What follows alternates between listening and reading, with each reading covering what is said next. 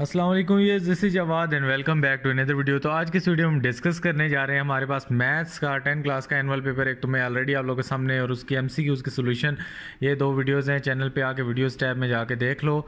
Upload कर ही चुका हूँ। जो हमारे पास पार्ट इसका बी था, असल में इसमें मेरे पास जो क्वेश्चन पेपर आया वो थोड़ा सा पिक्चर क्लियर नहीं आई, तो चलो उसमें देख लेते हैं। पढ़ने के काबिल है लेकिन बस जो भी है यार गुजारा करके उसी को कर लेते हैं। अगर आप लोगों के पास है तो मुझे भेज दो, मैं उधर कम्युनिटी टैब पे उसको पोस्ट कर दूँगा।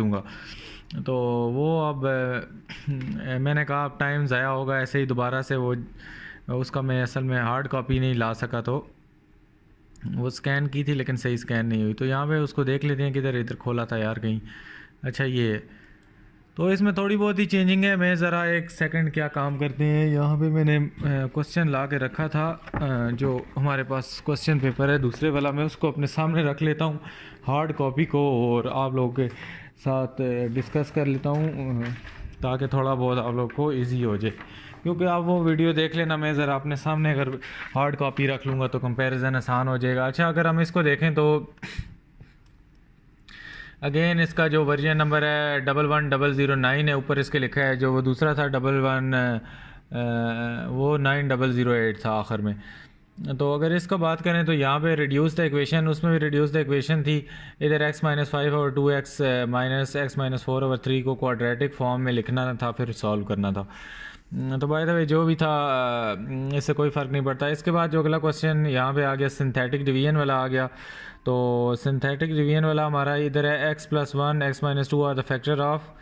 उधर हमारे पास जो दूसरे में था कोई और था। यहाँ पे x² plus LX plus MX वाला क्वेश्चन मैंने आप लोगों को बताया हुआ था, बहुत ज़्यादा इंपॉर्टेंट है, इसको लाजमी करना है। इस तरह LX वाले जितने क्वेश्चन थे तो ये ऑलरेडी मैंने आप लोगों को बताया था। उम्मीद है आप लोगों को नज़र आ रहा होगा, पेपर आप दे के आए हो तो आप लोगों को क्यों नहीं नज़र आ रहा होगा। तो गुजारा करो बस थोड़ा बहुत, मैं भी तो देख के यहाँ से ही पढ़ रहा हूँ। इसके बाद कहते हैं alpha and beta roots of x² minus 5x+4। तो हमारे पास जो दूसरा था क्वेश्चन उसमें कुछ और था, उसमें भी x² माइनस 2x+p था। तो यहाँ पे कुछ और है, इसमें आपने इक्वेशन फाइंड करनी थी।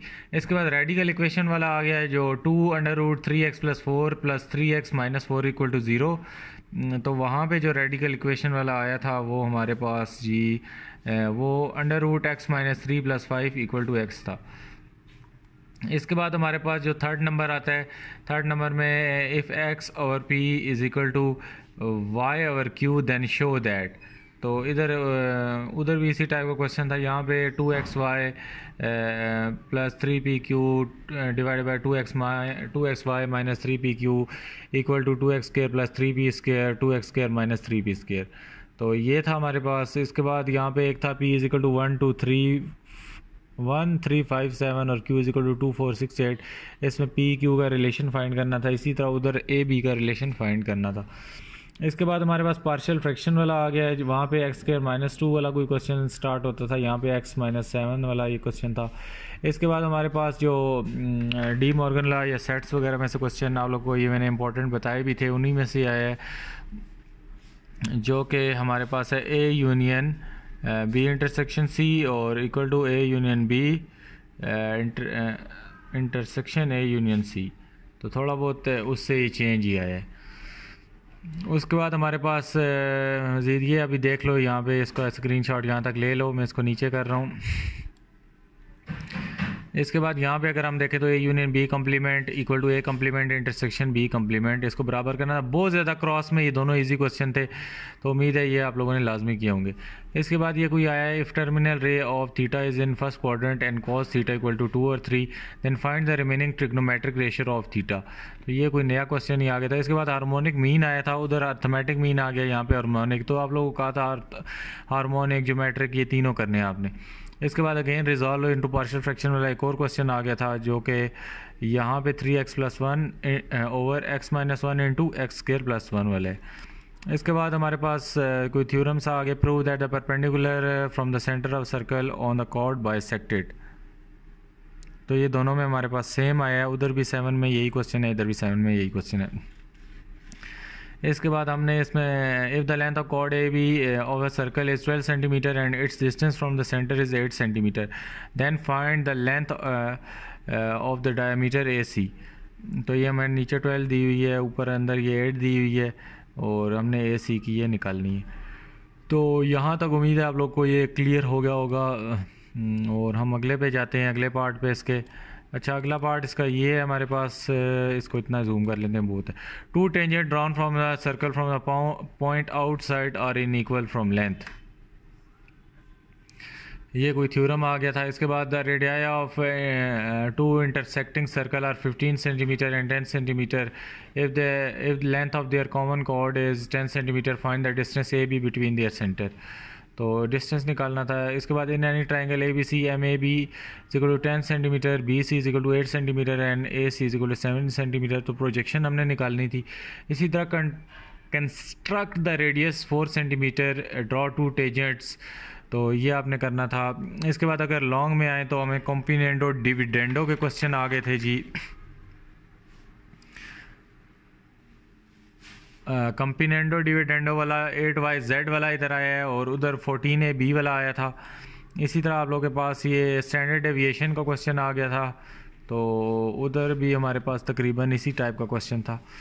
इसके बाद यहाँ पे एरोप्लेन वाला आ गया, जो कि बहुत ज़्यादा इंपॉर्टेंट क्वेश्चन था, जो 4000 मीटर के आल्टीट्यूड से क्या हो रहे थे, ऑब्ज़र्व कर रहा था 2 शिप्स को। तो शिप्स वाला आप लोगों को मैंने बताया था इंपॉर्टेंट क्वेश्चन में, वेरी वेरी इंपॉर्टेंट है, इसको आप लोगों ने लाजमी करना है। इसके बाद मेजर माइनर आर्क वाला, ये आप लोगों को पास पेपर में मैंने बताया था कि ये थ्योरम आ सकता है। इसके बाद क्वेश्चन 5 वाला थ्योरम में इसको क्लेम नहीं कर सकता, मैंने आपको नहीं बताया, आपने पता नहीं किया नहीं। सरकमस्क्राइब वाला ये आप लोगों को मैंने बताया हुआ था। तो ओवरऑल अगर पेपर को देखा जाए तो ठीक पेपर था, 50-50 कह सकते हो।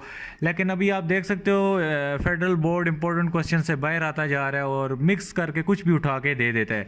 तो अब वो उनकी जो एक रवायत चली आ रही थी, चैप्टर 8 से हमेशा थ्योरम आता था, चैप्टर 9 से आता था, चैप्टर 8 से तो लाजमी आता था, चैप्टर किसी और से आए ना आए, चैप्टर 8 का पक्का एक थ्योरम होता था। लेकिन वो अब रवायात ख़त्म होती जा रही हैं। खैर आई थिंक सो ये बुक का भी आखिरी साल है, इसके बाद अगले साल ये बुक भी चेंज हो जाएगी, तो नई बुक आएगी, उसमें थ्योरम वगैरह ख़त्म हो गए हैं 9 क्लास के, तो आप लोगों के 10 के भी ख़त्म हो जाएंगे। तो बड़ा चेंजेस होने जा रही हैं, बड़ा कुछ आगे होने जा रहा है। लेकिन आप लोगों ने पास कर लिए, उम्मीद है। मैथ्स बताएं आप लोगों का ये पेपर आसान था या आप लोगों का अगर इन दोनों में से पेपर नहीं था, फिर भी कमेंट करें। ऐसा हो नहीं सकता 2 ही पेपर होते हैं, लेकिन अगर फिर भी था कुछ ये गिलगित वगैरह एरियाज़ में चेंज आ जाता है, तो वो बच्चे जो भी देख रहे हैं, ये एक ये पेपर है और एक ये है, अगर ये दोनों देखने के बावजूद भी आपका पेपर चेंज है तो फिर नीचे कमेंट करें और मुझे इंस्टा पे सेंड कर दो। ये इंस्टा का लिंक है, यूज़र नेम ये आगे लिखा है। तो उम्मीद है वीडियो क्लियर होगी आप लोग को। अपना पेपर बताइए, अपना एक्सपीरियंस के कैसा रहा पेपर रमज़ान के अंदर, और क्या क्या गलतियां आपने की और कितने मार्क्स आप लोग एक्सपेक्ट कर रहे हैं। मिलता हूँ किसी और वीडियो में, अपना बहुत सा ख्याल रखिएगा। अल्लाह हाफ़िज़, टेक केयर।